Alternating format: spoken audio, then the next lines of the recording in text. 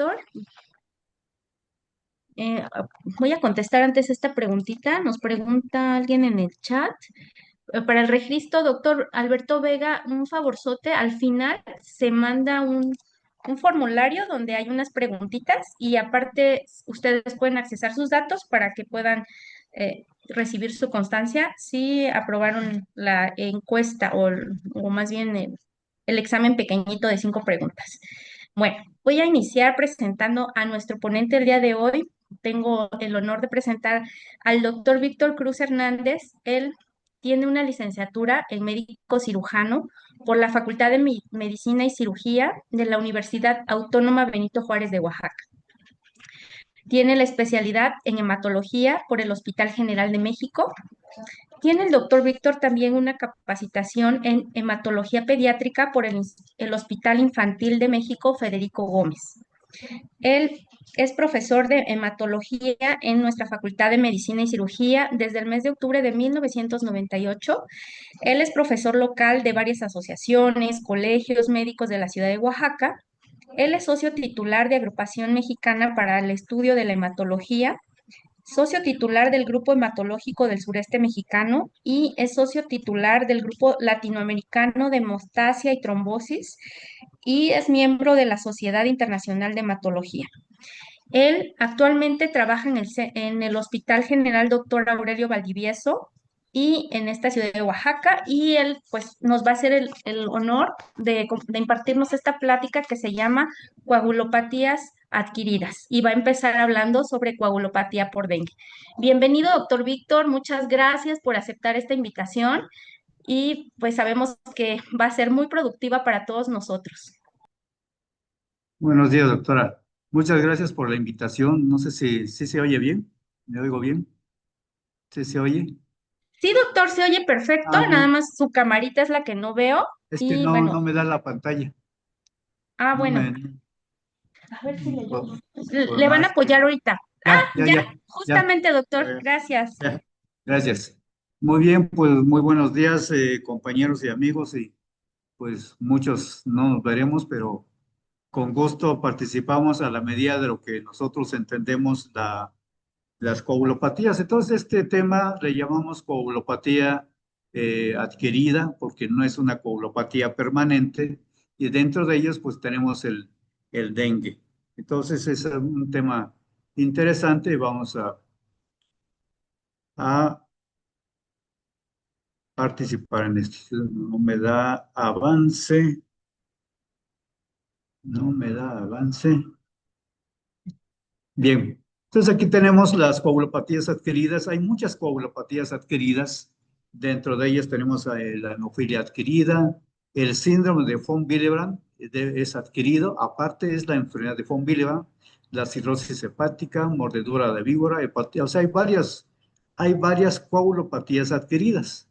Y dentro de estos, pues vamos a tener la coagulopatía por dengue que en el año 23, 2024, 2022, fue realmente un problema grave en el sistema de salud, porque era muy difícil, hubo servicios saturados, de tal manera que nos dimos a la tarea de revisar pues este tema. Entonces, el dengue, básicamente de lo que voy a hablar son las complicaciones hematológicas que son motivo de interconsulta en el área de hematología, dado que pues hay implicaciones hematológicas muy severas inducidas por dengue. Entonces, empezando el dengue es una infección viral que va a provocar una vasculopatía, ¿sí? Va a provocar una endotelitis y recordando que el vaso sanguíneo y el endotelio son los que controlan el sistema de la inflamación y el sistema de la hemostasia, llámese factores de la coagulación y plaquetas.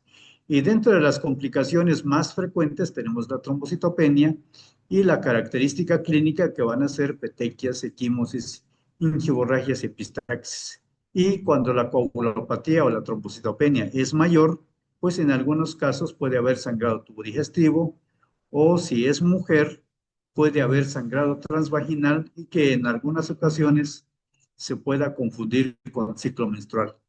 Ya la coagulopatía propiamente, bueno, ya va involucrado en una fase de la fibrinolisis o en la parte más complicada, una coagulación intravascular diseminada. Entonces, el dengue tiene esa capacidad de dañar todo el sistema inflamatorio, todo el sistema de la hemostasia y de tal manera que puede haber complicaciones muy severas.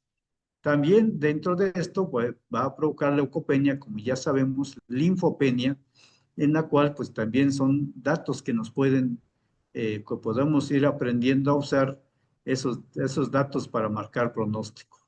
Y de ahí, pues lógicamente de las complicaciones, pues existe necesidad de hemoderivados. ¿Cuándo y cómo se debe de aplicar el uso de hemoderivados para no caer en el uso y abuso de los hemoderivados, eh, de tal manera que en el concepto del dengue hemorrágico no existen transfusiones profilácticas? Sin embargo, muchas veces el miedo nos hace actuar de una manera preventiva y muchas veces no es tan útil. Entonces aquí tenemos como el antígeno NS1 daña directamente el endotelio, se alcanza a ver la flecha, aquí está el daño endotelial, aquí está la parte de la microscopía electrónica y en esta parte que tenemos en la parte verde, digamos, aquí lo verde serían los depósitos, esos se llaman cuerpos de Weber-Palade, que es del endotelio, y daña directamente a este endotelio o a esta zona que contiene factor de von Willebrand y contiene el factor 8. Recordando que el endotelio sintetiza factor 8 y factor de von Willebrand. Entonces, si el dengue a través de su antígeno NS1 daña directamente al endotelio, daña en los cuerpos de Weber-Palade, de tal manera que clínicamente lo vamos a ver con manifestaciones hemorrágicas y laboratorialmente lo vamos a ver con un TTP prolongado. O sea que el dengue no nada más hay que cuidar las plaquetas, sino que también hay que cuidar los tiempos de coagulación. Entonces voy a presentar algunos casos clínicos de las diferentes manifestaciones clínicas hemorrágicas del dengue, porque muchas veces entendemos que hemorragia es salida de sangre del cuerpo. O sea, puede haber hemorragia interna o de los vasos sanguíneos, una hemorragia interna o una hemorragia externa. Entonces, aquí tenemos un caso de un paciente de 73 años sin comorbilidades. Y en resultado de la biometría hemática a los 8 días, que eso fue el motivo de hospitalización, cursaba con una trombocitopenia persistente. Entonces, ahorita vamos a revisar en qué momento tenemos que llamarle persistente, porque, vamos, eso es algo que hay que partir de ese punto. Entonces, aquí tenemos al paciente con su biometría hemática, la hemoglobina es normal, los leucocitos elevados, aquí muy seguramente ya por uso de esteroides, ¿sí? Pero la trombocitopenia a 8 días del dengue, el paciente tiene 1000 plaquetas, ¿sí? Clínicamente que tenemos múltiples petechas. Entonces este paciente se vuelve un estado crítico en el nivel de plaquetas, en donde la mortalidad pues es muy elevada. Es aquí, en este punto, si hay manifestaciones hemorrágicas y hay una cifra de plaquetas tan bajas como 1000, entonces el riesgo de hemorragia es inminente, mayor hemorragia o muerte es inminente. Esto sí justificaría transfusión de plaquetas, ¿sí? Aquí justificaría. ¿Por qué? Porque es una cifra muy, muy baja. Entonces, este paciente a 8 días, la trombostopenia era persistente. En este caso, se logró recuperar las plaquetas después de 4 días de tratamiento. Ahora, ¿qué tratamiento se aplica aquí? Ya deja uno de pensar en el dengue propiamente y ya empieza uno a pensar cómo tratar la trombocitopenia, porque sabemos que no hay medicamentos contra el dengue. Entonces aquí básicamente tenemos que bloquear los complejos inmunes que genera el dengue.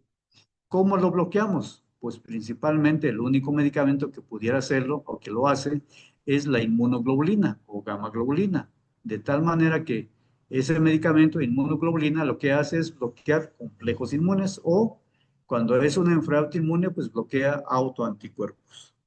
Bien, aquí tenemos otro caso que es una femenina de 79 años con datos de alarma. Esta paciente tenía tiene una enfermedad autoinmune controlada, sin embargo, pues le pega el dengue y lo que observamos es la hemoglobina se mantiene en 12,2, no se elevó tanto como en otros casos, las plaquetas se va a 68,000, ¿sí?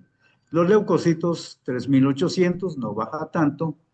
Nos vamos a los tiempos de coagulación, ¿sí? Que tenemos un TP de 13,9. Pero si nos vamos al TTP, tenemos 66,4 segundos con un testigo de 29.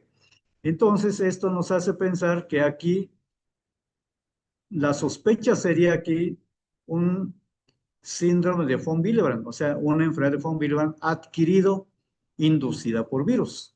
Entonces, el paciente, si es que afortunadamente en este caso pusimos en reposo absoluto a la paciente, no se movió por 48 horas, 72 horas, el tiempo que fuera necesario. Entonces, mientras no haya ningún esfuerzo, afortunadamente no hubo manifestaciones hemorrágicas. Ahora, si hubiera sangrado, no hubiera sangrado por trombocitopenia, porque la cifra es de 68,000, no es una cifra crítica. Hubiera sangrado por el TTP de 66,4 segundos. Entonces, vamos, si sangrara y le pongo plaquetas, no le hubiera funcionado. Tendría que haberle puesto, en este caso, por el TTP prolongado, tenía que haberle puesto plasma. Entonces, se valora, se evalúa a cada paciente qué complicaciones presenta, de tal manera que un paciente con dengue, pues lógicamente que necesitamos de entrada los primeros estudios, pues tiene que ser la biometría hemática, funcionales hepáticas, tiempos de coagulación, y son los básicos para poder evaluar de una manera hematológicamente al paciente, ya sea hombre o mujer. Entonces, hasta ahorita vamos viendo dos adultos, dos personas de tercera edad. En este caso es otra paciente, 32 años, sin comorbilidad, en estado de choque, ¿sí? 80-50, sus signos vitales aquí están, y llega precisamente por sangrado transvaginal. Bueno, ¿qué ocurre con esta paciente? En este caso sí tiene la hemoglobina elevada, la hemoconcentración 16, el hematocrito 48%, leucocitos 1,700, las plaquetas 10,000, el TP está prolongado, el TTP está prolongado, el fibrinógeno se conserva normal, las transaminasas están elevadas, o sea, en este caso, esta paciente hizo hepatitis, ¿sí? Entonces, cuando nada más se daña el endotelio, en el caso anterior vimos que nada más se prolongó el TTP, el TP estuvo normal, pero cuando se daña el hígado, o sea, una hepatitis por dengue, las transaminasas se van a elevar, los tiempos se van a prolongar o sea, todo esto es inducido por dengue, la trombocitopenia ahí en primer lugar. Bien, aquí tenemos otro paciente con dengue, igual 44 años, pero este paciente, ¿qué tiene? Tiene comorbilidades, alcoholismo y diabetes tipo 2 sin tratamiento. Entonces, este paciente llega en estado de choque más coagulación intravascular diseminado. Entonces, aquí está la clínica del paciente, vamos, sangrado por todos lados.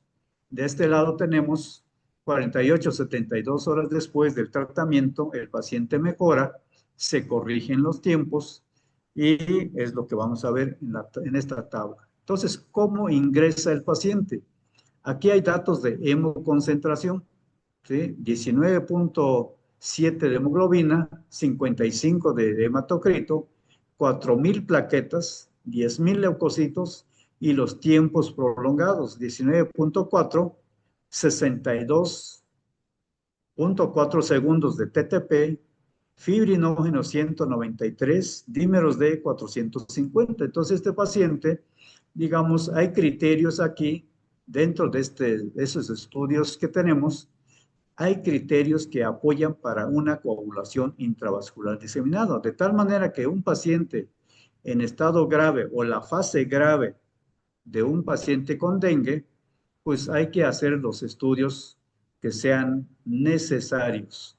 Entonces aquí lo tenemos, 24 horas después de que ya se transfundió o vamos, el servicio de urgencias o medicina interna ya le aplica los líquidos para corregir el estado de choque, la terapia transfusional, porque el paciente llegó sangrando, entonces aquí tenemos cómo corrige, cómo cambian las cifras. Eso es muy importante tomarlo en cuenta. 24 horas después de que el paciente ya se hidrató, pues se va la hemoglobina a la cifra real, 13.4, hematocrito 36. Las plaquetas no corrigen, ¿sí? Si nos damos cuenta, no corrigen las plaquetas. ¿Por qué? Porque se consumen por la misma infección por dengue. Los leucocitos corrigen por la hidratación, por la transfusión de plasma, corrige un poco los tiempos, ¿sí? 15.8, corrige parcialmente el TTP por la aplicación. A este paciente le pusieron crioprecipitados para aporte de fibrinógeno. Entonces aquí los controles a las 24 horas tenemos 122 de fibrinógeno, siendo lo normal de 200 a 400, y los dímeros de pues 760 siguen elevados. Aquí lo que quiero recalcar que muchas veces las cifras que estamos viendo al inicio, cuando el paciente llega en estado de choque, las cifras no son tan reales, pero sí hay que corregirlos, porque uno pensaría, bueno, si ya le puse fibrinógeno, ¿por qué aquí tiene 122? Cuando se transfunde un paciente con dengue o cualquier otra coagulopatía, la clínica es lo que nos indica si paró el sangrado. Tal vez no corregimos cifras, pero clínicamente paramos la hemorragia. Eso quiere decir que lo que le pusimos sí mejoraron clínicamente, porque es frecuente que suceda en el dengue que se transfunden los pacientes y no corrigen las cifras. Aquí lo tenemos 4,000 de ingreso y sigue en 5,000. O sea, a pesar de lo que se hayan puesto plaquetas, no corrigió la cifra. Bueno, las plaquetas lo que hicieron fue parar la hemorragia. Clínicamente hubo cese del sangrado. Bien, por el otro lado también hay datos, los estudios hepáticos de las transaminasas también están elevadas. La glucosa pues, tenía 421, la creatinina bien, sí, el potasio bien, bueno, esto está el cloro bajo, potasio, sodio bajo. Entonces, una vez que esto, medicina interna o urgencias, donde llegue el paciente y corrigen el estado de choque, esto también va a corregir. Entonces, volviendo a la parte hemostática, pues eso es sumamente importante, pues conocer que el hecho de que apliquemos la terapia transfusional, lo que tenemos que observar es que ya no sangre el paciente. Las cifras los iremos corrigiendo, eh, vamos, con el tiempo, a las 48, 72 horas después, podremos hablar ya de cifras ya plenamente corregidas. Entonces aquí la OPS pues indica todo cómo se tiene que abordar un paciente con dengue. En este caso, pues yo estoy hablando específicamente del dengue grave con manifestaciones hemorrágicas. Es la parte que me toca hablar en este momento. Entonces aquí tenemos otra de cómo se clasifican y nuevamente insisto en que estamos hablando de las complicaciones hemorrágicas del paciente con dengue. Bien, vamos, los países que tienen mucho dengue y que son expertos en dengue, nosotros tenemos que pues valernos de ellos, qué tienen ellos y también hacer nuestro propio trabajo. Entonces aquí tenemos un paciente con dengue no grave, ¿sí? 60.8% de ellos van a ser no graves y graves, 38%, un poquito más, y los que van a ser, vamos, que tengan estado de choque más hemorragia al mismo tiempo, pues un 1% más o menos. Entonces son los que podemos tener de casos de paciente con dengue, y aquí nuevamente menciono las diferentes cifras de cómo se van clasificando los pacientes. Entonces aquí estamos hablando de los pacientes que vayan a cursar con un estado de gravedad, llámese estado de choque o llámese específicamente hemorragia, o que tenga las dos cosas, estado de choque más hemorragia. Entonces, si tiene estado de choque más hemorragia, el paciente fácilmente puede llegar a tener una coagulación intravascular diseminada. Bien, entonces el dengue, ¿por qué hace tanto desastre? ¿Sí? ¿Por qué hace tanto daño? Entonces, dentro de eso vemos que el virus del dengue, a través de su antígeno NS1, pues tiene diferentes actividades. Lastima las plaquetas, activa los monocitos, activa los neutrófilos, activa los linfocitos T, activa los linfocitos B con la producción de IgG, IgM, ¿sí? Activa el complemento y todo eso daña el endotelio. Entonces, un endotelio dañado, como podemos ver aquí en la flecha, el endotelio se abre y viene la fuga capilar. Entonces, hay muerte del endotelio en el dengue y va a depender qué tanto daño hizo, si es leve, moderado o severo. Si el daño es severo, pues lógicamente el paciente va a tener estado de choque por fuga capilar y trastornos de la coagulación. Entonces aquí vemos cómo hay diferentes etapas del daño pues, inducida por el dengue, o sea que el dengue daña todo el sistema inmune, desde neutrófilos, leucocitos, monocitos, linfocitos, sí, linfocitos B y hasta la activación del complemento. Bien, entonces suceden muchos eventos y aquí dentro de ellos tenemos una netosis y la netosis quiere decir que neutrófilos en apoptosis, estos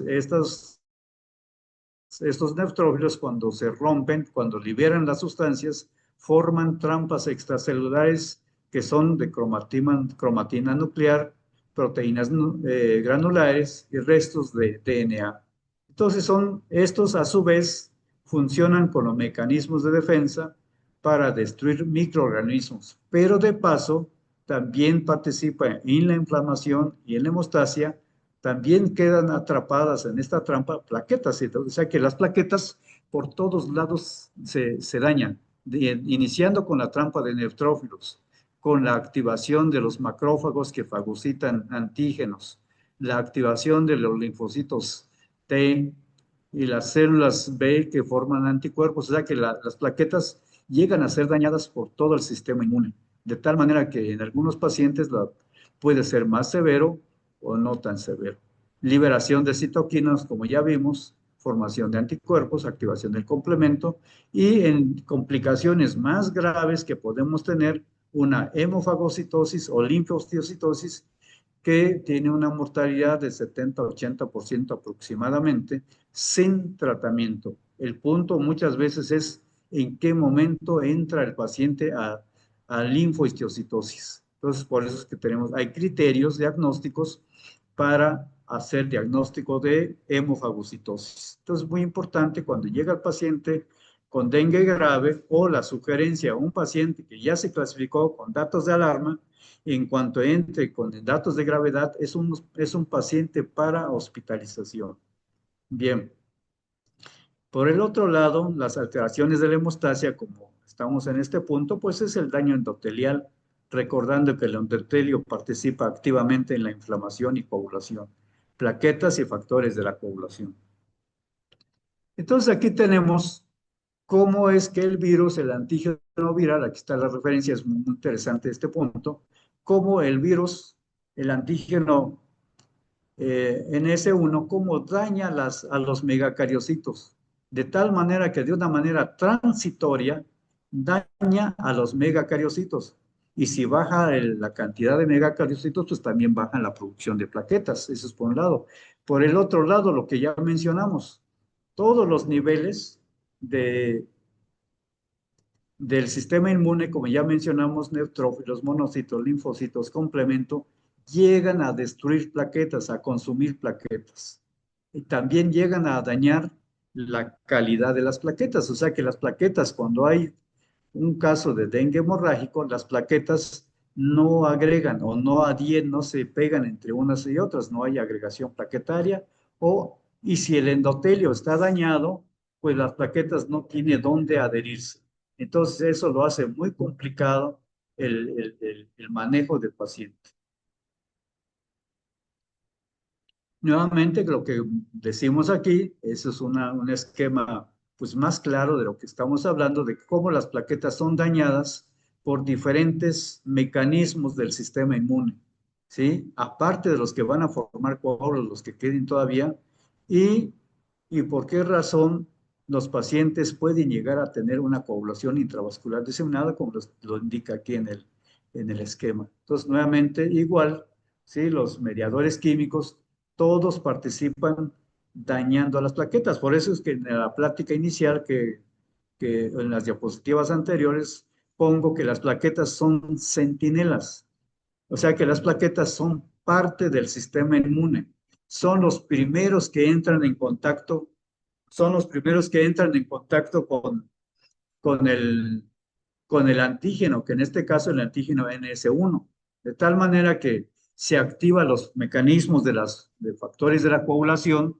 en donde una vez que se activa o hay daño endotelial, liberación de factor tisular, se activa el sistema de la coagulación, hay consumo de factores de la coagulación, hay hay daño inflamatorio severo, entonces eso hace que se perpetúe la, el daño endotelial y lógicamente el consumo de factores, consumo de plaquetas y que a final de cuentas termine en una coagulación intravascular diseminada. O sea, son factores de riesgo que un paciente puede hacer.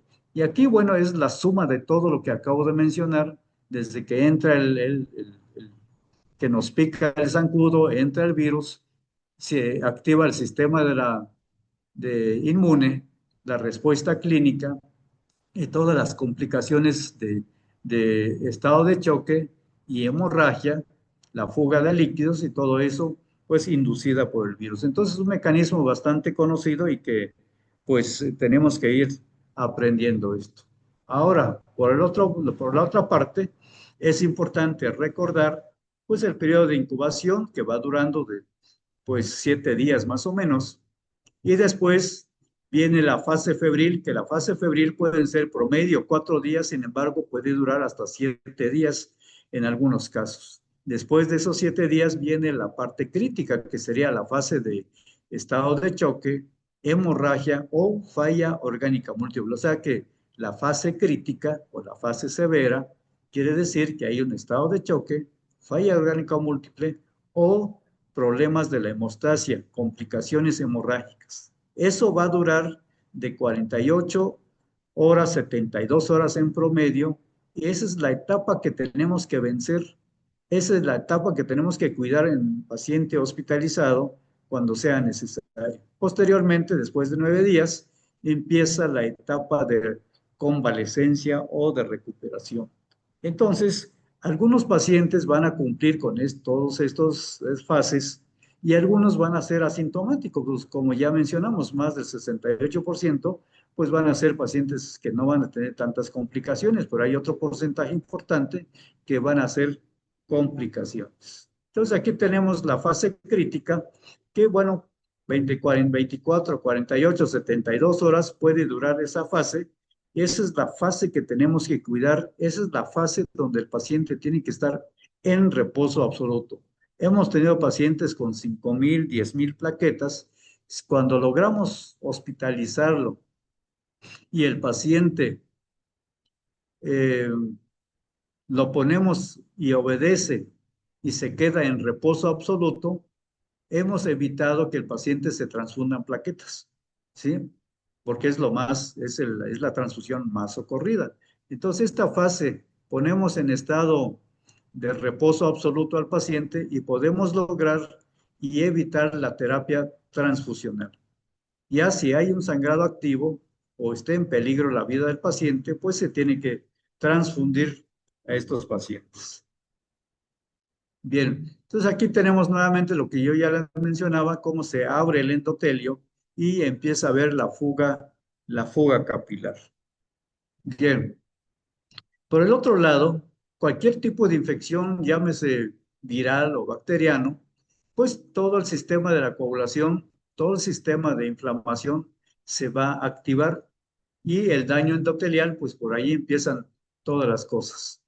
Entonces, lo que sigue después de esto, después de que entra en contacto el virus o la bacteria, en este caso el virus, hace el daño, también hay una fase de hipercoagulación, o sea que un estado de estimulación del sistema de la coagulación con la liberación del factor tisular, y hay una etapa que va a suceder, una etapa de la fibrinolisis. Entonces, si el paciente sangra en la etapa de fibrinolisis y hacemos diagnósticos correctos o los y tenemos los estudios necesarios para poder diferenciar entre fibrinolisis anormal y poder diferenciarlo con la CID, entonces podemos ocupar medicamentos en esta parte. Si estamos en la etapa de la fibrinolisis, podemos frenar la fibrinolisis con ácido tranexámico o con el ácido aminocaproico. Ya en la fase de CID, el tratamiento hemostático es diferente. Aquí en la CID, como sabemos, son dos problemas que se van a presentar, que es hemorragia y trombosis. Por un lado hay que corregir la hemorragia y por el otro lado hay que estar tratando la trombosis. Entonces, y usar anticoagulante. Entonces, estas alteraciones de la hemostasia es muy dinámico y hay que estar tratando a este paciente y ver un paciente que está en CID, como lo dice en el esquema, en una etapa compensada o en una etapa descompensada. En esta etapa descompensada es cuando ya podemos decir que, bueno, o sea que las complicaciones son tan severas que la mortalidad pues, puede ser alta, más del 50%. Estos estudios lo que demuestran aquí, vamos, la profilaxis transfusional de plaquetas no existe como tal, porque muchas veces, como ya comenté, podemos tener un paciente con trombocitopenia y transfundirle plaquetas de una manera profiláctica no está justificado.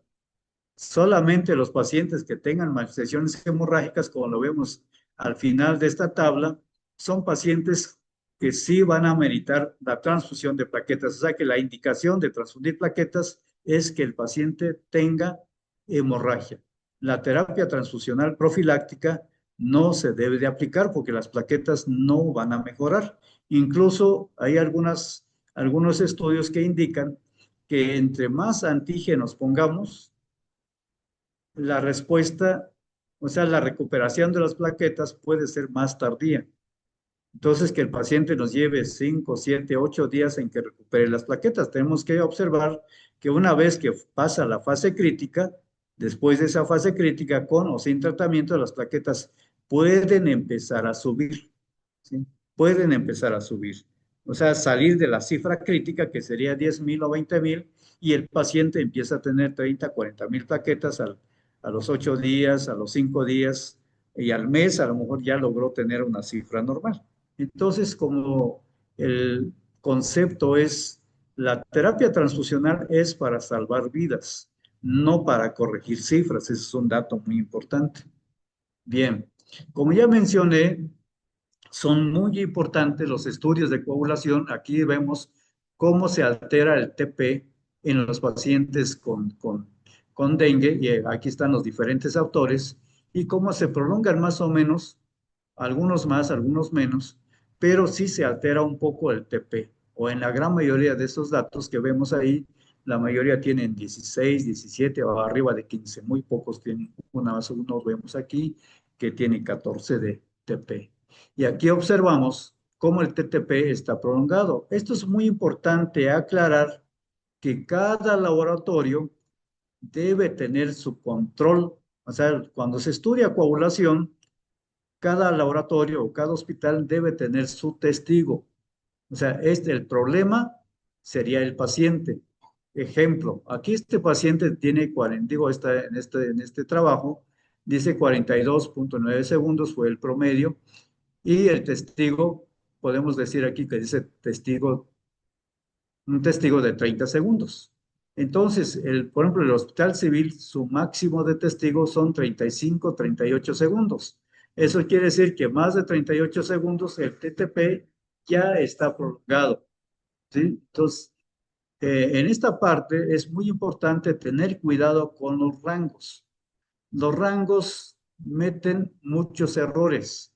¿Sí? Hay rangos que dicen que de 20 a 25 a 45 es un rango normal, pero si aquí estamos viendo que a partir de los 39, 40 segundos ya estaría prolongado el TTP. Entonces, tener mucho cuidado con la interpretación de las pruebas de hemostasia, hasta dónde llega el testigo del, del estudio que estamos valorando. Aquí tengo unos criterios para CID, de cómo hacer el diagnóstico. Ese es del 2016 que criterios del ICTH, en donde toman en cuenta la cuenta de plaquetas, TP, fibrinógeno y dímeros D. Eso es del 2016 y el actual del año pasado. Modifican un poquito los criterios para hacer diagnósticos de CID. Aquí tenemos la cuenta de plaquetas, ya incluye INR, ¿sí? Un INR menor de 1.3, pues sería que no aplica para CID, pero ya mayor de 1.3, 1.7, ya estaría indicando que el paciente se está yendo hacia una CID. Los dímeros D ya se contemplan como una manera muy importante, ¿sí? Mayor de 400 a 4000, puede ser mayor. El fibrinogen, aquí lo tenemos igual, ¿sí? Menos de 100 miligramos por decilitro. Entonces son los criterios actuales para el diagnóstico de CID. Tomamos en cuenta plaquetas, INR, dímeros D y fibrinogen. Bien, ¿qué hay para la terapia transfusional? En realidad hay poco. Sin embargo, los criterios son recientes. Este esquema que ustedes ven aquí es del 2016, 2017, más o 14 más o menos. Y pues bueno, si contemplan un paciente que tiene anemia, pues lógicamente hay que ponerle eritrocitos, un paciente que tiene 8 de hemoglobina o menos. Las plaquetas, menos de 20,000, pero siempre y cuando haya manifestaciones hemorrágicas. Si no tiene sangrado y tiene 20,000, no tiene mucho sentido poner plaquetas. Plasma fresco congelado, ya comenté también, si hay un sangrado por TP y TTP prolongado, se pone plasma. Crioprecipitados, siempre y cuando, como ya lo vieron en el esquema anterior, menos de 100 miligramos de fibrinógeno, ya necesitaríamos ponerle crioprecipitados. O si tenemos un diagnóstico de CID, pues valorar qué terapia transfusional le vamos a poner al paciente. Entonces aquí como recordando nada más que la transfusión profiláctica de plaquetas no está indicada. Lineamientos para la decisión transfusional en personas con infección por dengue. Estas guías salieron el año pasado y aquí lo tienen, exactamente hace un año. ¿Sí? ¿Por qué? Porque era una urgencia atender esa parte de lo que estamos platicando. Afortunadamente este año sí hay casos, pero no son tantos como los años anteriores. Entonces, tomando en cuenta este esquema o estos lineamientos, pues esta es la tabla o el resumen de esa tabla. Entonces aquí tenemos algunos ejemplos. Si el paciente tiene epistaxis, quimosis, ingiborragias y petequias, esta clínica habla que el paciente sangra por problemas de plaquetas y posiblemente tenga menos de 20,000. Y los tiempos y el fibrinogen pueden estar normales, incluso transaminasas normales. A este paciente, ¿qué le tocaría? Pues le tocarían plaquetas por aféresis de preferencia. De preferencia porque una de aféresis es un solo antígeno. Y unas plaquetas por aféresis nos ofrece en promedio de 80 a 100,000 plaquetas por milímetro cúbico, o sea que es una dosis terapéutica prácticamente con una unidad de plaquetas por aféresis. Las convencionales, ¿cuál es el problema? Si con el dengue tenemos problemas de antígeno, las plaquetas convencionales para que sirva son 6 unidades, para que cumpla con su dosis de hemostasia. El problema es que estamos metiendo 6 antígenos. Entonces eso puede ocurrir de que el paciente tenga mayor respuesta antigénica y que no sirva mucho las plaquetas convencionales. Bien, en el otro esquema, en el otro lado, aquí que tenemos epistaxis, equimosis, pero clínicamente tenemos sangrado transvaginal o tenemos sangrado tubo digestivo. Esto ya habla de que posiblemente las plaquetas están fallando o muy seguramente están fallando los factores de la coagulación. Entonces aquí tenemos un paciente con un TP, plaquetas, perdón, de 40,000, un TP normal y un TTP de 45 segundos, un fibrinógeno normal. Entonces, este caso se parece mucho al segundo caso que mencioné al inicio, que nada más el TTP estaba prolongado. Entonces, afortunadamente, el caso no sangró la paciente, pero en caso de sangrado, a esta paciente le tocaría plasma fresco congelado. Entonces, el plasma fresco congelado se calcula a 15 mililitros por kilo de peso y pues se puede transfundir cada 12 o cada 24 horas. Se valora a cada caso. No son, esto no es como una receta de cocina que hay que seguir, sino que son como sugerencias, son guías que hay que evaluar. En el otro caso tenemos aquí petequias, equimosis, las manifestaciones clínicas de una trombocitopenia severa, sangrado de tubo digestivo y sangrado transvaginal. Sin embargo, aquí vemos que las plaquetas sí están más bajas, 20,000. Los tiempos de coagulación, disculpen aquí no le puse, TP, TTP prolongado, fibrinógeno normal y transaminasas menos de, aquí tiene que ser más de 300, perdón.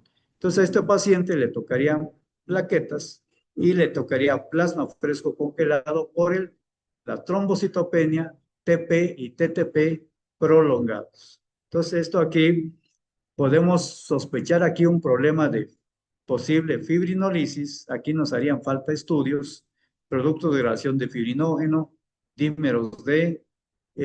Son estudios que son muy importantes que habría que hacerlos. ¿Sí? Entonces, para poder valorar si en esta fase que estamos viendo, el paciente está con una fibrinolisis intensa y valorar el uso de ácido tranexámico para tratar de frenar la fibrinolisis y de esa manera evitar terapia transfusional o que se transfunda lo menos posible. Por el otro lado, en el último cuadrito que tenemos, manifestaciones clínicas de sangrado por trombocitopenia, pero aquí hay sangrado tubo digestivo, sangrado transvaginal o más falla orgánica múltiple. Cuando ya hay falla orgánica múltiple, se debe sospechar CID. La CID se caracteriza por falla orgánica múltiple más trastornos de la coagulación, o sea que el paciente ya tenga, pues lógicamente, el daño hepático, insuficiencia hepática aguda, ¿sí? Insuficiencia circulatoria o problemas hemodinámicos, insuficiencia renal y tiempos prolongados con trombocitopenia, pues es alta sospecha de CID. Únicamente habría que irse a los criterios diagnósticos para cumplir los datos y si es una CID, pues un paciente en CID que necesita, pues tenemos que poner plaquetas, los tiempos van a estar prolongados y hay que poner que plasma fresco congelado. Y si el fibrinógeno está bajo, pues hay que ponerle crioprecipitados, como aquí lo estamos viendo, concentrados plaquetarios, plasma y crioprecipitados. Y como el paciente está en CID, se tiene que valorar el uso de la heparina. Una heparina, pues lo que más conocemos es la enoxaparina, 40 miligramos, esa es la dosis profiláctica que puede recibir el paciente con CID. Entonces, estas alteraciones hemostáticas que son inducidas por el dengue, eso quiere decir que el dengue nos va a dar diferentes manifestaciones hemorrágicas. Lo que hay que hacer es identificar cuál de las cuatro tiene el paciente. Y en base a eso lo logramos hacer a través de los estudios.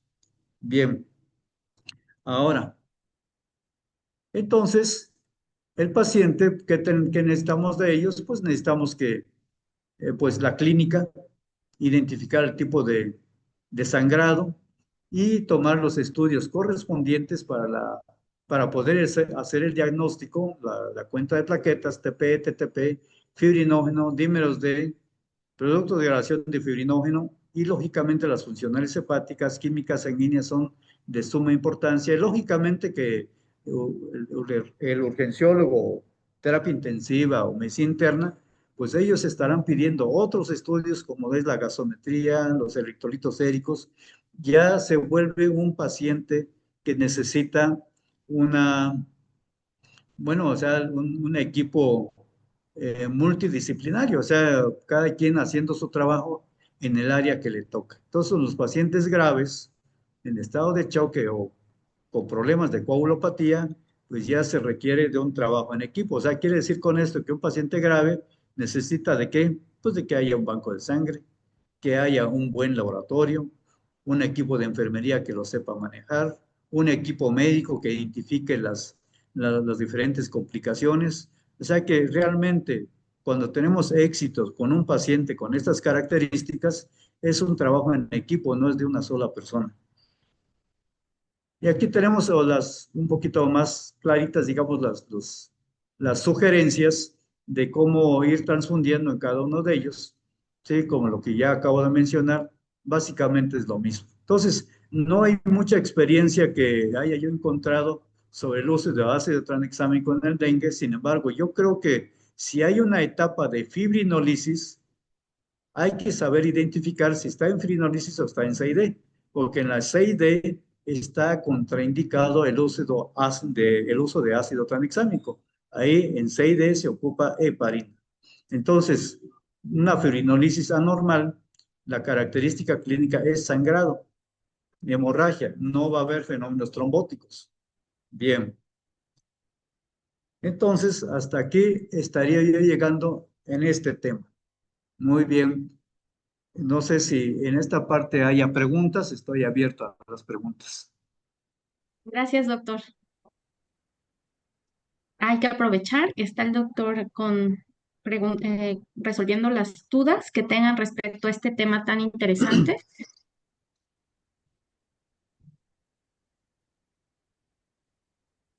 Todavía no hay preguntas, doctor. Bien,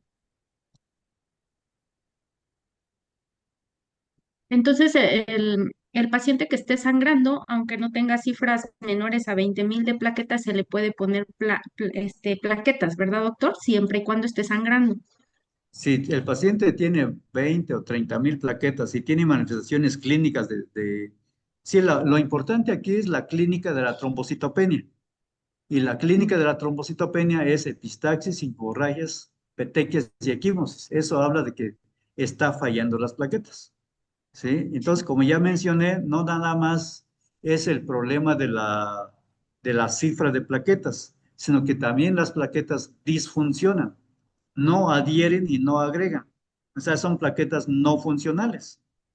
¿Sí? Entonces, ahí se valora si el paciente tiene clínica de trombocitopenia severa, como lo que ya mencioné, pues sí, el paciente se le pone transfusión de plaquetas. Esto quiero decir, miren, el paciente con trombocitopenia y sangrado, la clínica es muy específica. Y el paciente que tiene nada más problema de coagulación, de factores de la coagulación, la clínica es diferente. Ahora, el paciente que tiene fibrinolisis, la clínica es diferente. O sea, va a estar combinado ahí. Por eso es que hago las observaciones ahí. Si el paciente ya tiene una coagulopatía por factores de la coagulación, la hemorragia es más severa. Empieza a haber sangrado transvaginal, empieza a haber sangrado tubo digestivo, incluso sistema nervioso central. ¿Sí? Entonces ya las manifestaciones hemorrágicas ya son más complicadas, de tal manera que si el paciente sangra por trombocitopenia o por se llamaría trombocitopatía. Trombocitopatía es una mala calidad de las plaquetas. ¿Sí? Entonces eso podemos decir un paciente ya muy complicado que sucede y han llegado. Vamos a suponer que tenemos un paciente con infarto cerebral y que además tiene fibrilación auricular. Ese sería un paciente que está tomando un anticoagulante y posiblemente está tomando aspirina. Y encima de eso le da dengue. Entonces, ¿qué se hace ahí? Pues el paciente de entrada tiene que recibir plasma para quitar el efecto del anticoagulante. Siguiente paso, hay que poner plaquetas para corregir las plaquetas que son disfuncionales. Entonces, ¿llegan pacientes así? Claro que sí, llegan pacientes de esa manera. Sin embargo, tienen alta mortalidad por, por su condición. Entonces, no es lo mismo ver un paciente sano que le dio dengue a un paciente con comorbilidades, como ya mostré. Los más graves son los que tienen comorbilidades. Muchas gracias, doctor.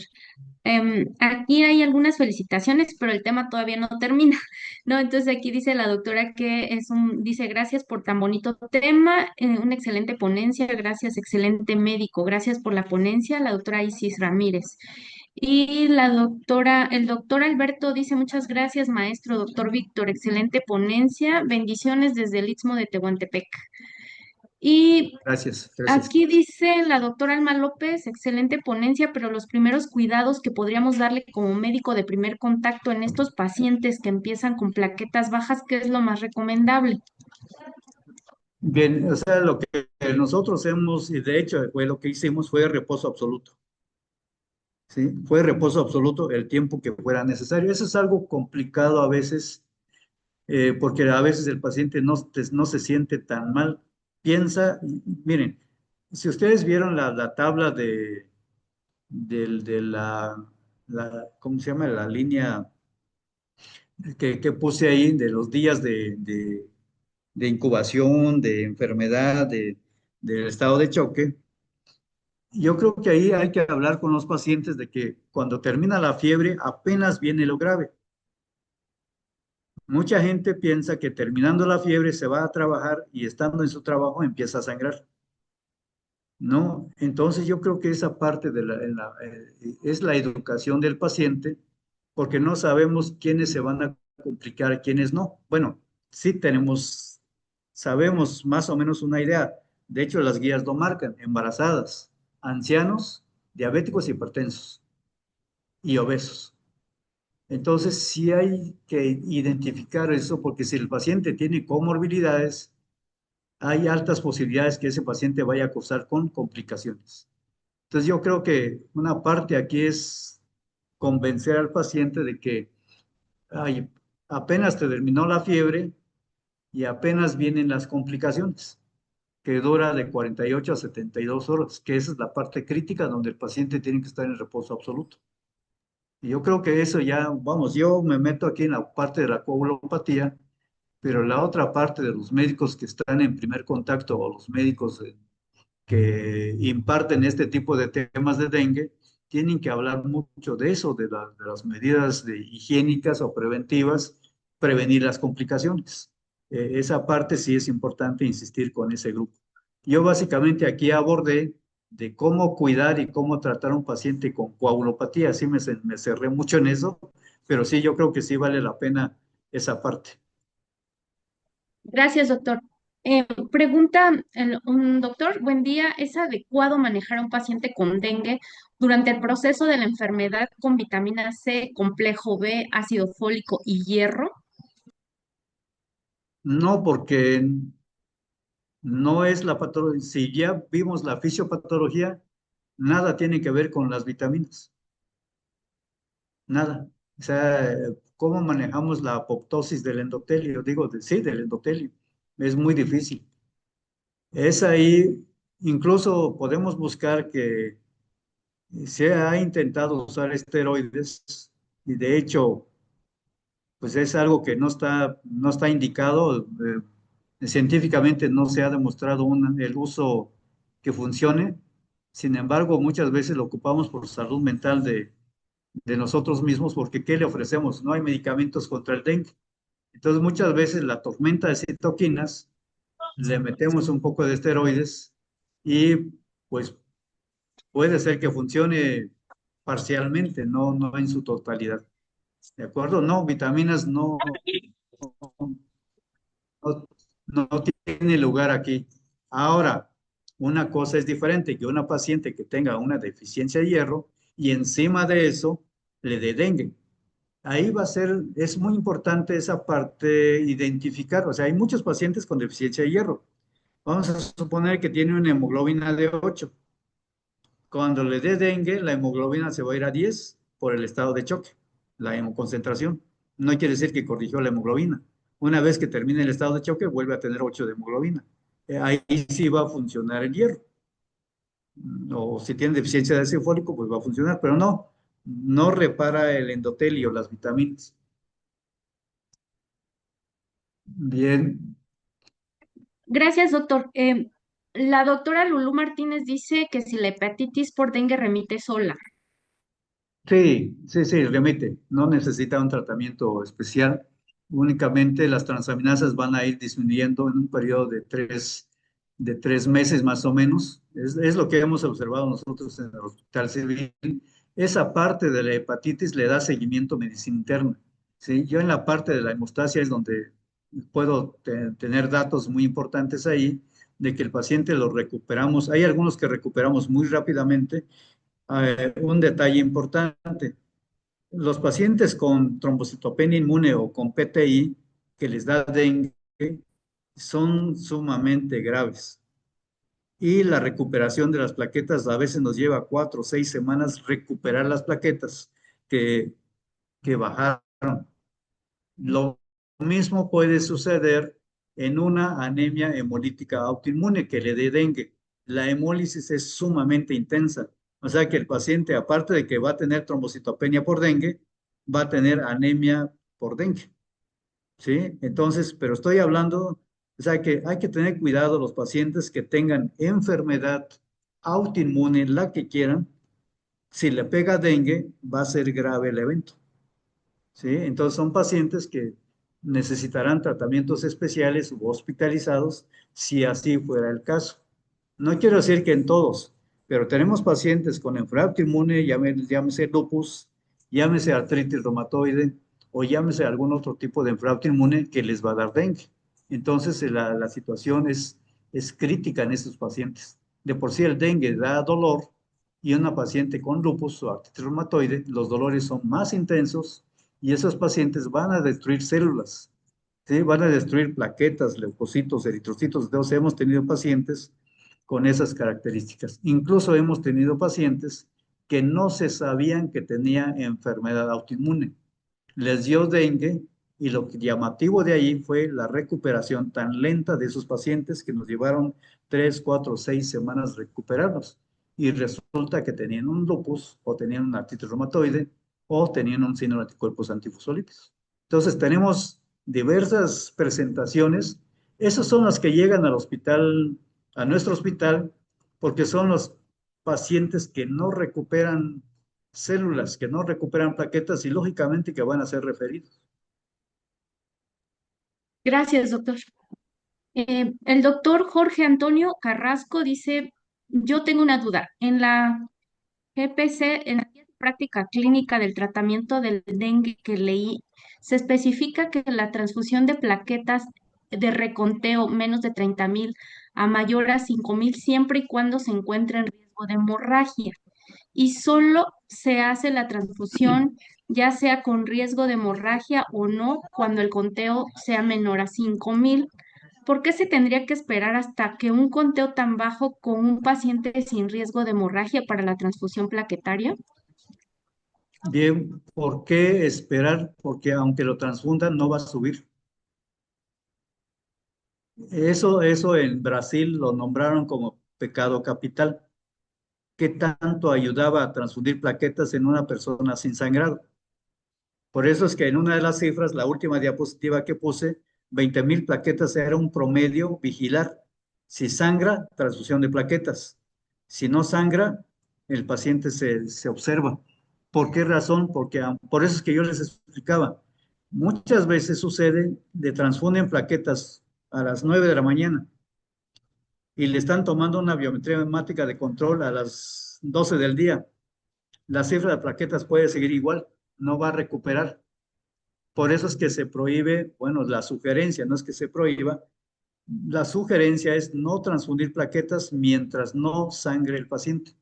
Es una decisión muy compleja, ¿sí? No hay vamos, esas son las evidencias que hay, que una transfusión profiláctica de plaquetas no debe existir. Y eso lo dicen los expertos, o sea, del, de los sistemas de salud mundial. Y dentro de ellos, Brasil, que es experto en dengue, ¿sí? La India, que son expertos en dengue, que son grandes cantidades de pacientes que ellos estudian. Entonces, sí, no es recomendable, solamente recomendable si sangran los pacientes. Para él, vamos, están las, los datos clínicos, que es lo que tenemos a la mano, y lógicamente sí hay otros estudios que pudieran servirnos para predecir quién tiene más alto riesgo de sangrado. Sin embargo, esos estudios, pues no los tenemos, son los estudios de tromboelastografía, que eso en su momento, en tiempo real, nos puede decir trombocitopenia, fibrinolisis o SEIDE. Gracias, doctor. Le mandan muchos saludos, lo felicitan, pero todavía seguimos, ¿verdad, doctor? Con su plática, entonces por eso todavía no le doy todas las felicitaciones. No Jacqueline se preocupe, Grajales doctor. dice, excelente tema, saludos desde el Banco de Sangre de Jardines del Sur, Guajuapan, muchas gracias. Dice aquí un doctor, si bajan las plaquetas, ¿es recomendable aplicar hidrocortisona? Bien, miren, sí lo hacemos, sin embargo, no hay ninguna guía que lo apoye.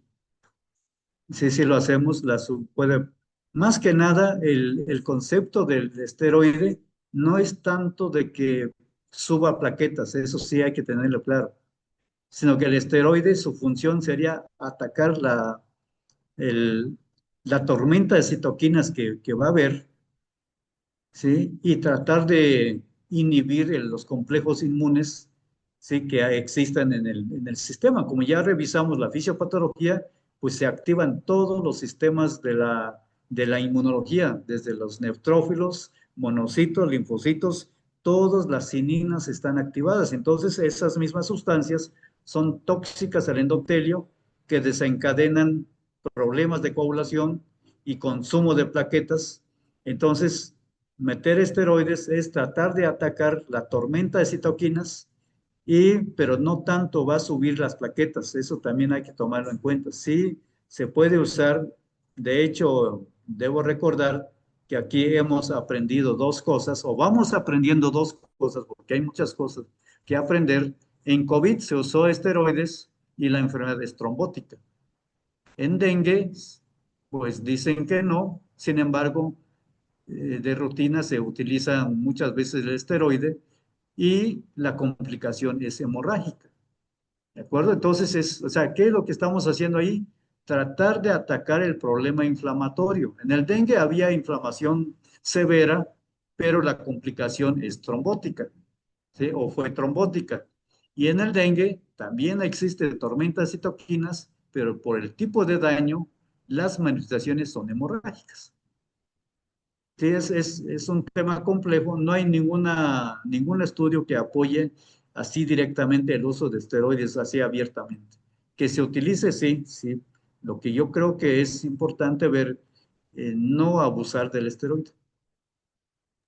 Y entonces, ¿habría alguna cifra con la cual podríamos valorar el uso de esteroides, doctor? Bueno, la cifra de plaquetas, vamos, la cifra de plaquetas, pues donde más ya llega la desesperación, como la pregunta anterior del doctor, 5,000, 10,000, entonces ahí ya se utilizan esteroides. Nada más la Mm, recomendación, nosotros lo que hemos hecho es usar esteroide una vez que terminó la fiebre. Por mi parte, nunca usamos esteroides cuando el paciente está con fiebre. Eso sí, por el riesgo de una sobreinfección, porque eso ocurrió en COVID. Se abusó de la dexametasona y hubo muchas sobreinfecciones. Si el paciente no tenía neumonía por el uso de esteroides, se complicó con neumonía. Entonces le echamos la culpa de que COVID provocó neumonía. Entonces COVID lo que provocó fue una microangiopatía trombótica a nivel pulmonar y esos coágulos que había en pulmón se infectaban y si le sumábamos esteroide, pues mayor riesgo de infección. Entonces hubo ese tipo de complicaciones y por eso les comento en COVID hemos aprendido problemas trombóticos y en dengue estamos aprendiendo problemas de coagulopatía. gracias, doctor. La doctora Cintia dice que con niveles de perdón, ¿con qué niveles de plaquetas se recomienda el envío a segundo nivel para valoración por el médico internista y hematólogo sin la presencia de datos de hemorragia? Bueno, yo creo que las guías marcan ahí datos de alarma y o sea, tienen que ver las guías cuáles son los datos de alarma. Con datos de alarma, el paciente en automático tiene que estar en reposo absoluto ya. Bueno, esa es mi sugerencia, sobre todo los de alto riesgo. Nuevamente, ¿quiénes son de alto riesgo? Embarazadas, diabéticos, hipertensos y obesos y ancianos. Si son esos pacientes con datos de alarma, ya tienen que estar en reposo y tomarle los estudios pues los que ya mencioné, biometría hemática, tiempos y vigilarlos. Si se sigue prolongando, son pacientes que ya la sugerencia sería referirlos. Vamos, a los que les toca en este caso sería a urgencias, a los urgenciólogos en un momento dado, y ahí valorar el grado de severidad.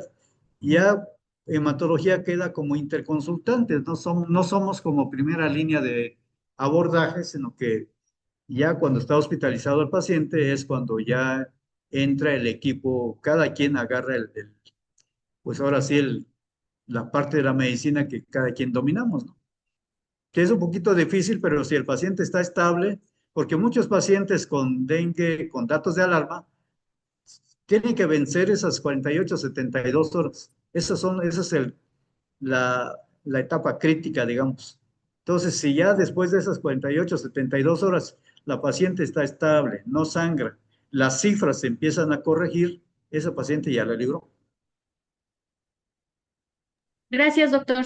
El doctor Abed dice, en un paciente con tratamiento con anticoagulante y plaquetas bajas por dengue, ¿qué tratamiento debe seguir en el segundo nivel de atención? ¿Debe suspender clopidogrel y aspirina? En automático se tienen que suspender. O sea, en automático, si les da dengue y las plaquetas empiezan a bajar, se tiene que suspender el anticoagulante y el antiagregante. ¿Por qué razón? Por la fisiopatología que acabo de mencionar. Las plaquetas bajan, pero también disfuncionan, o sea, la calidad de las plaquetas. Y los factores de la coagulación, pues ahí no sabemos quién es. El que haga hepatitis, podemos pensar que se va a prolongar los tiempos de coagulación. Los que hacen como lo que mencioné, como un síndrome de von Willebrand adquirido, eso lo hacen pocos pacientes, no lo hacen todos. Solamente hay que estar pendiente en el TTP y el TP va a estar normal, pero el TTP va a estar anormal, como ya mencioné anteriormente. Ahora, ¿tenemos pacientes con enfermedad de von Willebrand? Sí, sí tenemos pacientes con esas características, entonces a ellos ya los cuidamos de una manera especial cuando sea necesario, porque a veces también pueden tener un dengue asintomático. La pregunta del doctor es, ¿cuántos días se puede suspender ese tratamiento? Bien, una vez que el paciente, un ejemplo, vamos a suponer que mi paciente llegó hasta 20,000 plaquetas, ¿sí? Pero en 5 o 10 días ya tiene 50,000 plaquetas, es una cifra. Si es de alto riesgo el paciente que está tomando antiagregante, con 50, 60,000 plaquetas puede reiniciar el antiagregante plaquetario. Por lo menos uno, si es que es un paciente que estuviera tomando dos. ¿Sí? O sea, por lo menos clopidogrel, que es el menos intenso. La aspirina es un excelente antiagregante, muy potente. Entonces, la sugerencia sería eso. Más de 50,000 plaquetas, pero ya sin problemas de dengue, puede, se puede seguro iniciarlo, claro, con las indicaciones de los cuidados, ¿no? Sí, sí se puede usar, o más de 100,000 plaquetas, el paciente puede estar tomando su antiagregante plaquetario. Claro, Gracias, también, doctor. Ujú. sí, Perdón, perdón. sí. Sí, entonces esa es la recomendación ahí, o sea, el uso de antiagregantes en pacientes con trombocitopenia es un tema muy difícil, pero es un tema muy interesante pues, que con calma se puede ver. Gracias, doctor. Una última duda. Aquí me preguntan si las mujeres que ya tuvieron más de dos hijos pueden donar plaquetas por aféresis. Claro, siempre y cuando sean buenas donadoras de plaquetas, que tengan más de 300,000 plaquetas. Porque, vamos, ¿por qué se piden con buena cantidad? Una paciente que tenga 200,000 plaquetas sí es buena donadora, pero no tan excelente donadora, porque se le va a sacar 100,000 plaquetas en promedio y se va a quedar con 100,000 plaquetas. No es problema. Las plaquetas se recuperan en 3 días, otra vez ya tienen el mismo nivel. En algunas situaciones, el donador de plaquetas puede donar una vez por semana, por 2 o 3 veces seguidos, no hay problema. No así en la donación de sangre total. Sangre total cada 3 meses más o menos. Entonces sí Otra, puede. sí, doctor, gracias, perdón. Hay otra pregunta. En caso de que haya falla hepática secundaria, ¿se puede usar vitamina K tratando de ayudar o no trae ningún beneficio? A ver, ¿cómo? Tiene falla hepática Sí, y supongo tiene, que. o sea, tiene cirrosis hepática, digamos, y tiempos Yo creo que prolongados. aquí no dice que haya cirrosis hepática. Pienso que hepatitis por dengue, me imagino, o no sé si puedan poner algo más, doctora Sandy, porque aquí Bueno, dice en caso de falla hepática secundaria, sí, probablemente cirrosis, ¿no? ¿Se puede usar vitamina K tratando de ayudar o no tiene no, ningún beneficio? no tiene, no tiene ningún beneficio. Desgraciadamente, por salud mental, se utiliza la vitamina K. Este, la vitamina K no coagula. La vitamina K sintetiza factores de la coagulación en el hígado. Luego, entonces, si el hígado ya no funciona, la vitamina K no va a servir porque no, ¿quién va a sintetizar el factor? O sea que en una cirrosis hepática y le pongo vitamina K, no va a corregir los tiempos van a estar igual. Creo que ya puso que era por dengue, dice, Ah, que me no, pues imagino que no, hepatitis. no, por eso es que yo mencionaba el tratamiento farmacológico. Si tenemos un paciente con dengue y está en la fase de fibrinolisis, lo que vamos a meter ahí es un antifibrinolítico para que la plasmina no siga destruyendo coágulos.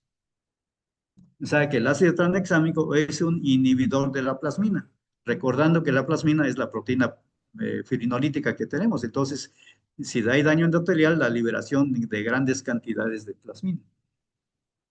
Gracias, doctor. Tengo una última duda.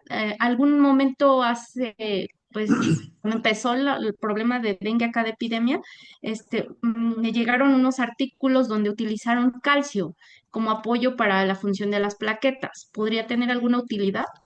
No, no, desgraciadamente no, porque no estamos hablando de o sea, sí hay mala calidad de la adhesión, ¿sí? O sea, el calcio, las plaquetas tienen canales de calcio, ¿sí?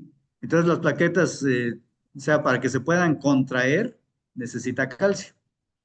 Pero aquí lo que está fallando es la adhesión y la agregación por el daño endotelial, ¿sí? Entonces, si está dañado el endotelio, no hay donde se pegue la plaqueta. Y si está dañada la plaqueta entre ellas, no tienen el poder de agregarse. El mecanismo fisiopatológico es diferente. El calcio serviría para la contracción de la plaqueta, ¿sí? Para que las plaquetas se contraen y liberan sustancias, ¿no? Libera calcio, factores plaquetarios, factor 5, factor la trombina y todo eso. Entonces, todo eso está alterado. Está bien, doctor. Muchas gracias. Ya no hay más preguntas. Si gusta continuar con su otro tema. Bien, entonces, mire, volviendo al tema, a este punto, como ya mencioné, las coagulopatías adquiridas son múltiples.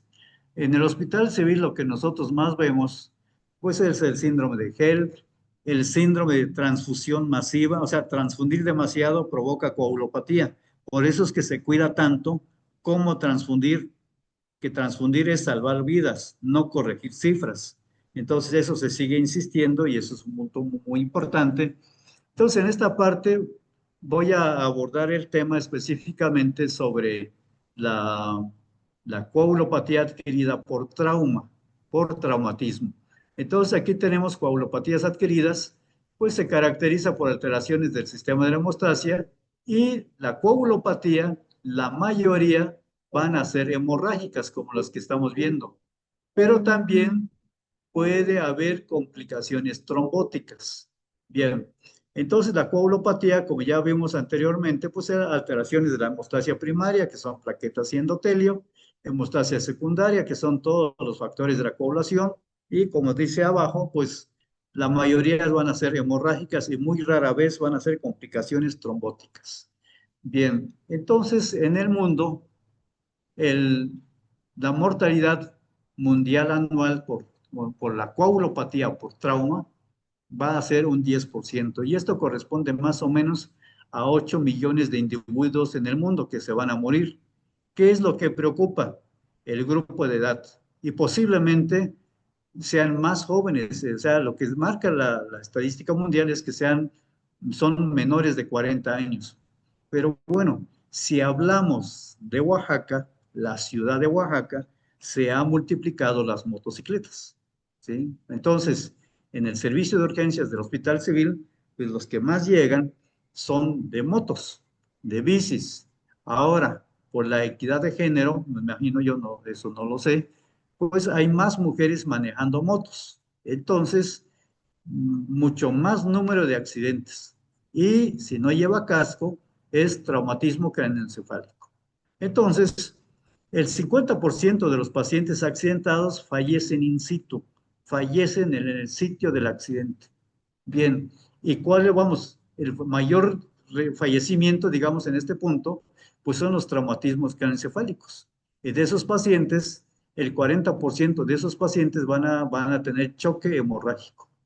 50% de los pacientes con traumatismo van a tener una coagulopatía. Entonces, es un tema de sumo interés que pienso yo que pues aportar algo aquí, ojalá y eso pueda impactar en el manejo de este tipo de pacientes. Entonces, una coagulopatía adquirida son muchas patologías. Dentro de ellas tenemos la coagulopatía por trauma. Bien, y de eso, pues lógicamente, ¿qué va a ocurrir? Si hay una hemorragia masiva, existe una transfusión masiva, ¿sí? Entonces hay muchos problemas en este punto y que el médico experto en urgencias o el médico experto, médico general, médico internista, el que fuera, experto en esto, que revise el tema, pues es parte de lo que estamos haciendo. Entonces, ¿qué es una hemorragia masiva? Bueno, que el individuo pierda más de 150 mililitros por minuto o 1,5 mililitros por kilo por minuto por más de 20 minutos. Esa es una hemorragia masiva.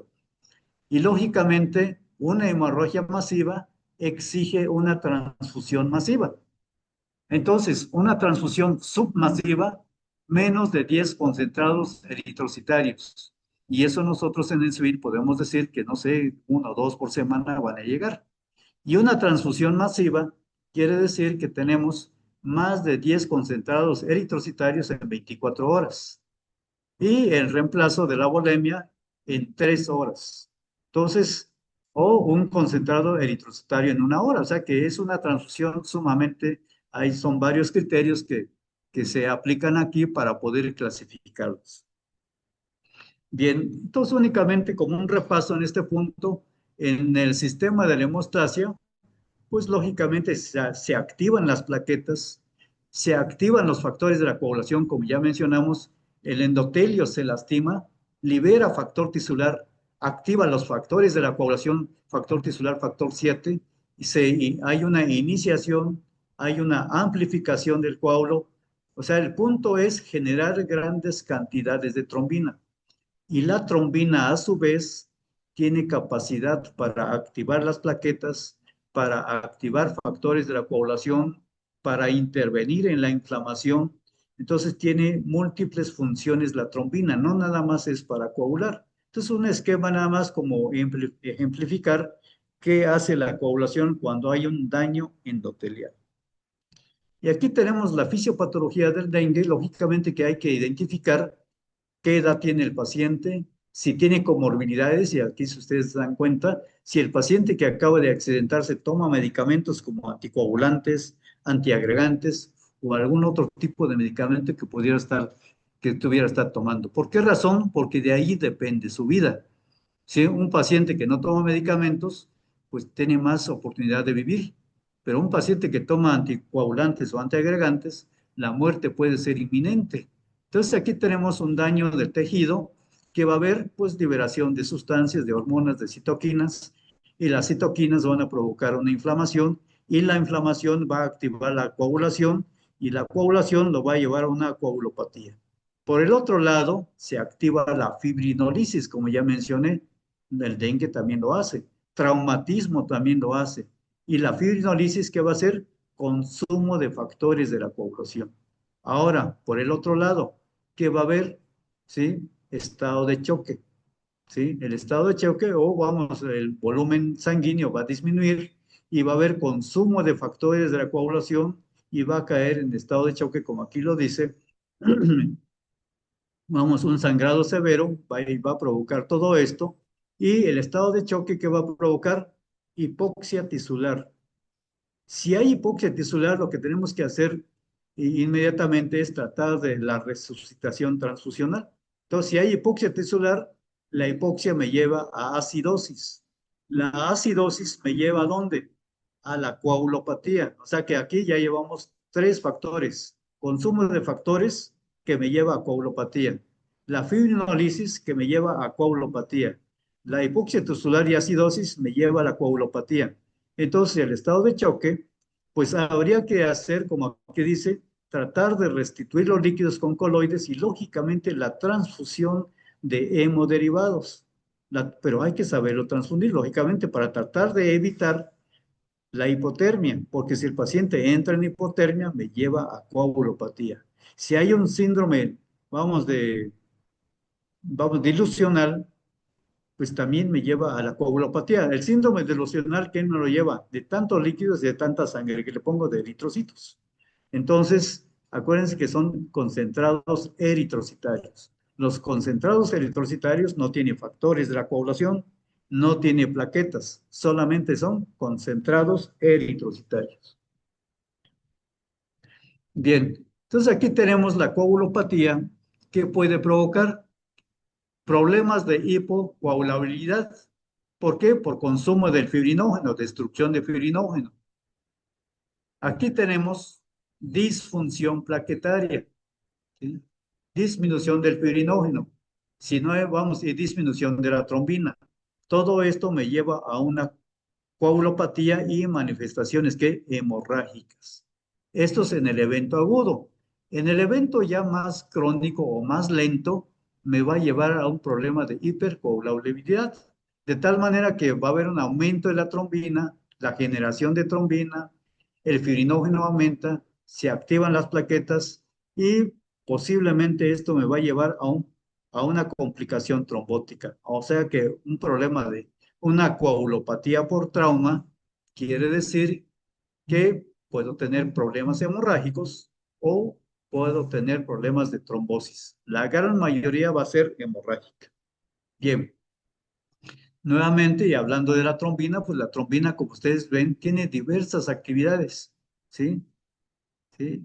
Activar diferentes proteínas de la coagulación, activar plaquetas, activar sistema de inflamación. Entonces, únicamente en un traumatismo, pues hay diferentes proteínas que se van a activar. Y aquí tenemos la explicación de todo lo que incurre, sucede en el paciente con trauma. No vamos a entretenernos mucho aquí está muy cargada esta imagen, pero eso es lo que va a suceder en estos pacientes. Bien, vamos a hablar de la hipotermia. ¿Qué hace la hipotermia? O sea, menos de 34 grados. ¿Qué va a suceder con las plaquetas? Va a haber trombocitopenia. Afecta la adhesión y la agregación plaquetaria. O sea que, aparte de que afecta la cantidad, afecta la calidad. O sea que aquí en la calidad, eso es lo que se conoce como trombocitopatía. Por el otro lado, que va a haber una disminución de la actividad enzimática de los factores de la coagulación, aumento de la actividad de la fibrinolisis, ¿sí? Entonces, van a ver y aumenta el inhibidor va a haber predominio de la plasmina, vamos, disminuyen los inhibidores de tal manera que la plasmina vamos a tenerlo en grandes cantidades y la plasmina pues va a destruir los coágulos. Entonces, vamos, avanzando en este punto, la coagulopatía, pues lógicamente que va a necesitar de terapia transfusional y también va a necesitar que las pruebas de hemostasia. Y otra vez volvemos a las mismas pruebas. BH, TP, TTP, fibrinógeno, dímeros D, producto de fibrinógeno, lisis de globulinas, tiempo de trombina, desgraciadamente, bueno, entonces son importantes. No los tenemos en el hospital, sería importante tenerlos. Y otras pruebas que nos pueden ser de mucha utilidad, que es la tromboelastografía. Entonces son pruebas que en tiempo real nos puede decir si el sangrado es por trombocitopenia, si el sangrado es por fibrinolisis o el sangrado del paciente ya cayó en CID. Ahora, Uso de hemoderivados, pues son los mismos, eritrocitos, plasma, plaquetas, crioprecipitados, o tratamiento farmacológico, como es el complejo protrombínico, que nosotros lo usamos en pacientes con hemofilia eh, en algunas ocasiones. Claro, para hemofilia hay factor específico, 8, 9. Vamos, entonces ahí es un poquito diferente, pero bueno, existe el complejo protrombínico que es de mucha utilidad en en algunas complicaciones. Bien, tenemos que prestar atención en la clínica del paciente con trauma y eso lo hace desde el médico de primer contacto, el que va a levantar al herido.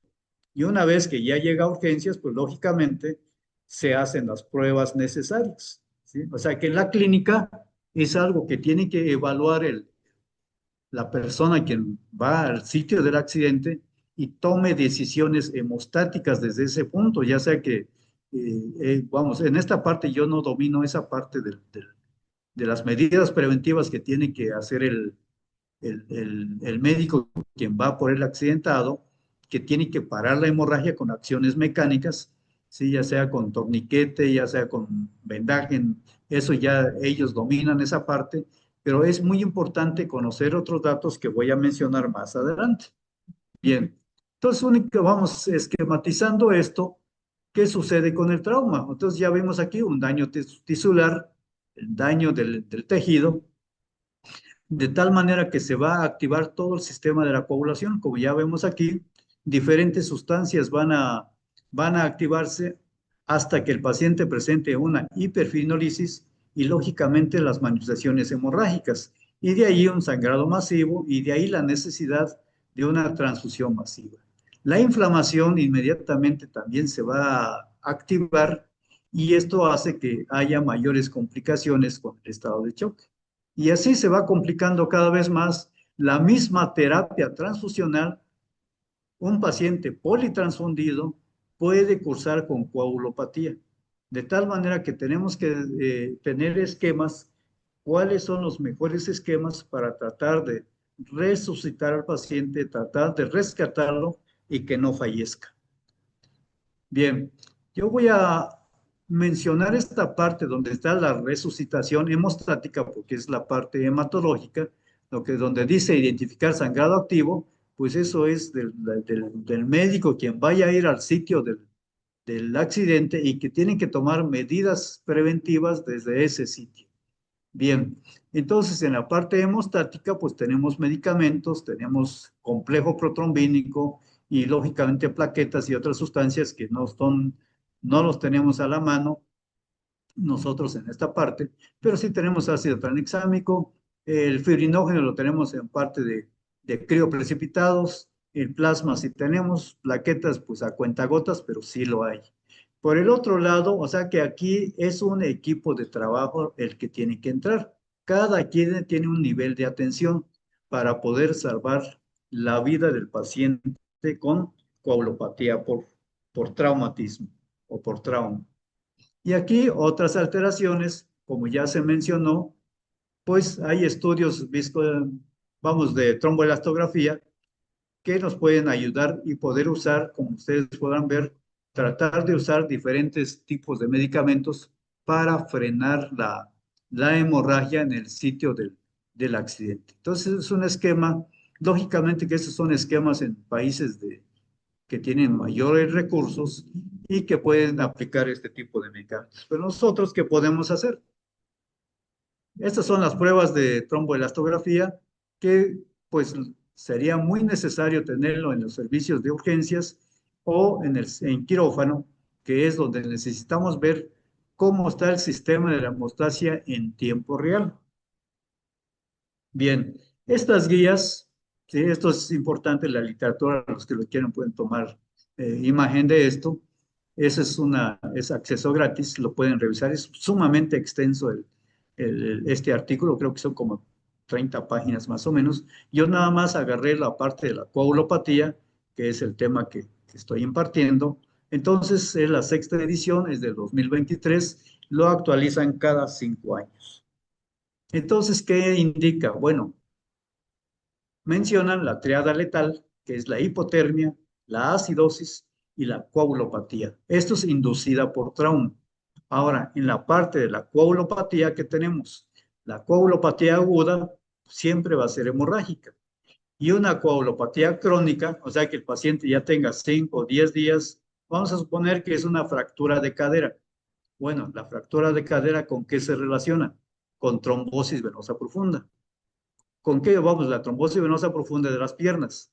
Y la trombosis venosa profunda de las piernas, ¿con qué se relaciona? Con tromboembolia pulmonar.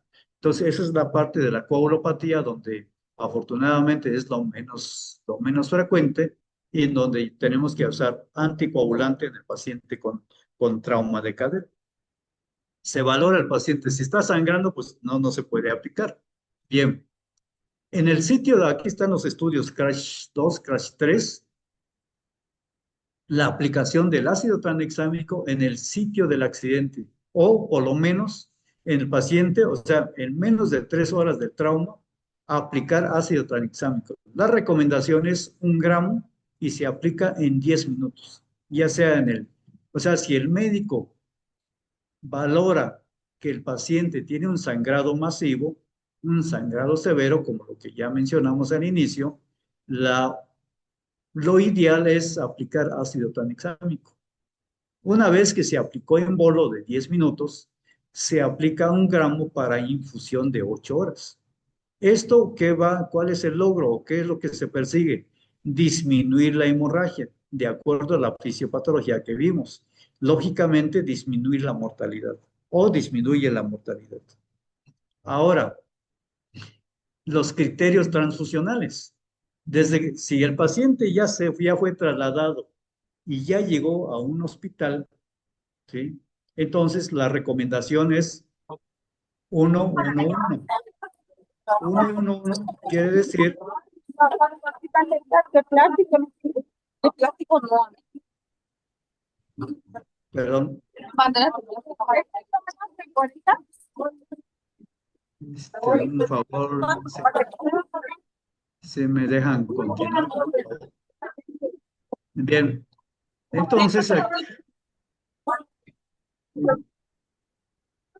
entonces, mire, la recomendación es transfunda un concentrado de eritrocitario, uno de plasma y uno de plaquetas. Con esto podemos ofrecer controlar parcialmente el problema y tratar de mantener un pH por abajo de 7.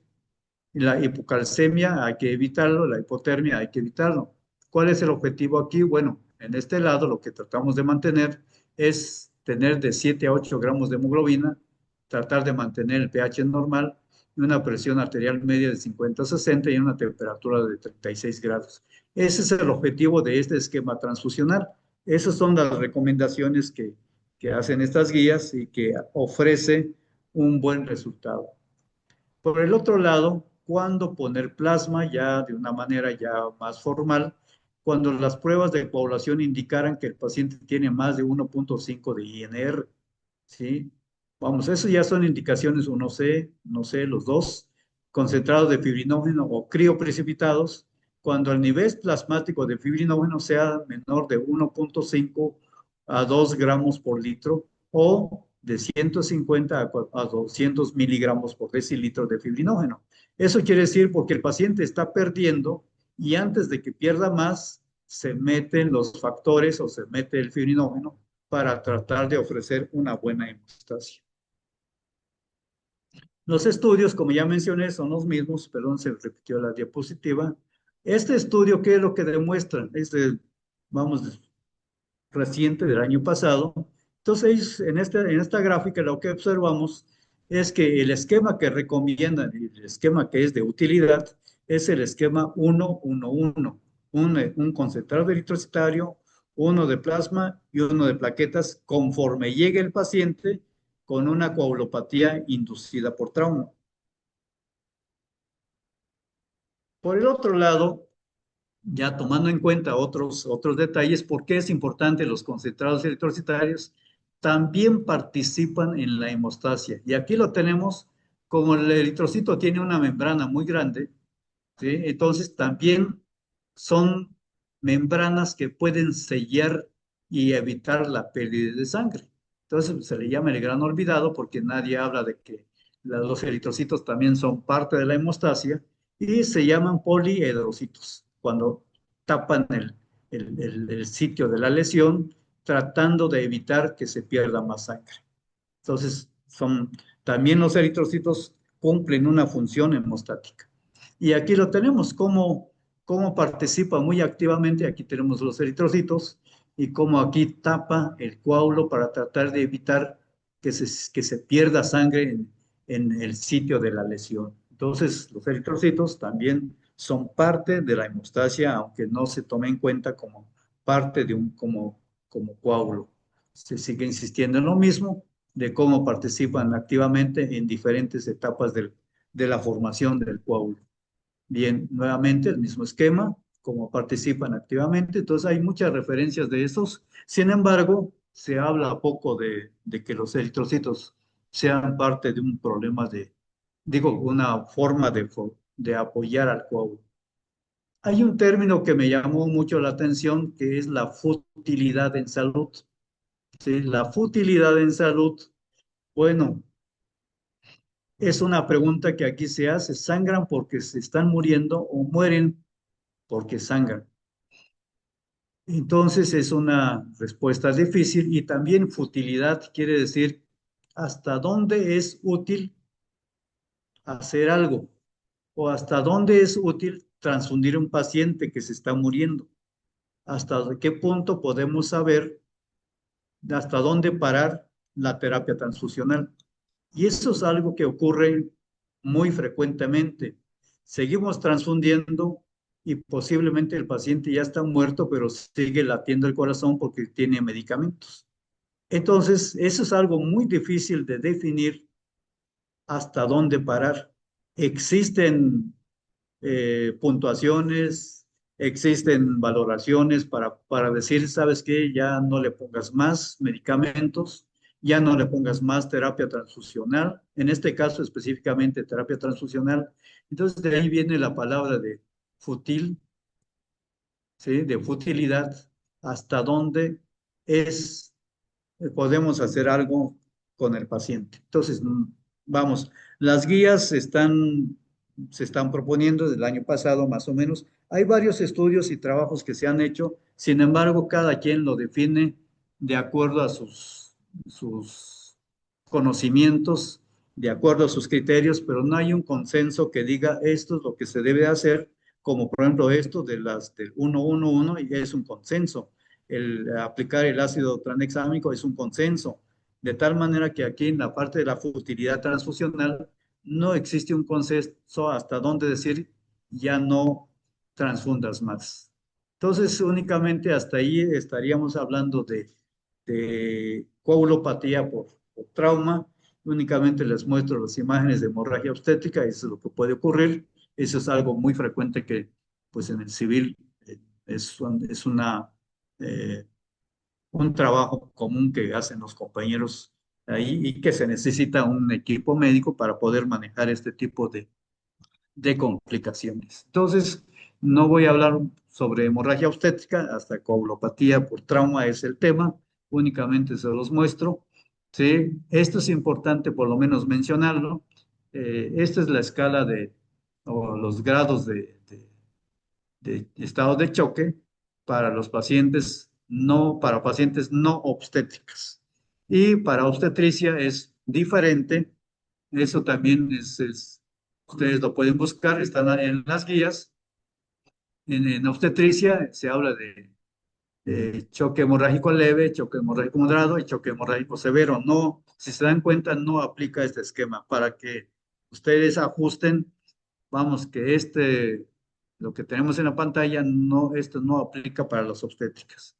¿Sí? Bien, entonces, únicamente el mismo esquema. Entonces, manejar una coagulopatía adquirida, pues es un trabajo de equipo porque necesitamos un laboratorio, un banco de sangre, un equipo médico que esté trabajando conjuntamente, el equipo de enfermería que esté aplicando los medicamentos y transfusiones adecuadamente, pues vamos, el civil, pues afortunadamente pues, contamos con internos, residentes, adscritos, laboratorio, banco de sangre, bueno, todo un equipo médico para salvar la vida de un paciente. Entonces, en conclusión, ese es un trabajo en equipo para poder lograr los éxitos médicos.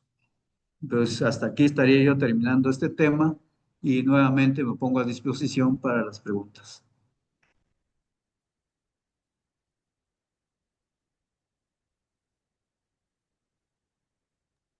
Gracias, doctor. Por favor, pongan sus preguntas en el chat si hay.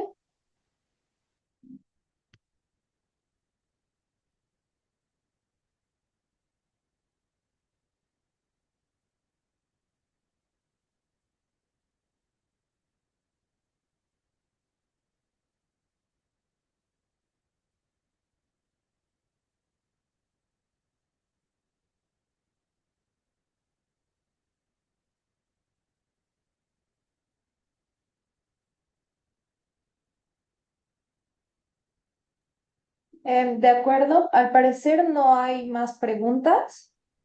Muchas gracias, doctor, por su excelente ponencia y gracias por haber compartido esos temas con nosotros en nuestras sesiones de los jueves. Ahorita la doctora Nancy tuvo que ir a su clase, pero le agradecemos de parte de ella, de aquí de la Coordinación de Educación Médica Continua, y también de la doctora Gemma Hernández Bernardino, que es la directora de la Facultad de Medicina y Cirugía de la UAPJO. Muchas gracias nuevamente por habernos acompañado y por estos temas tan interesantes y esperamos que pueda acompañarnos nuevamente en alguna otra sesión. Muchas gracias. Saludos a todos. Hasta luego.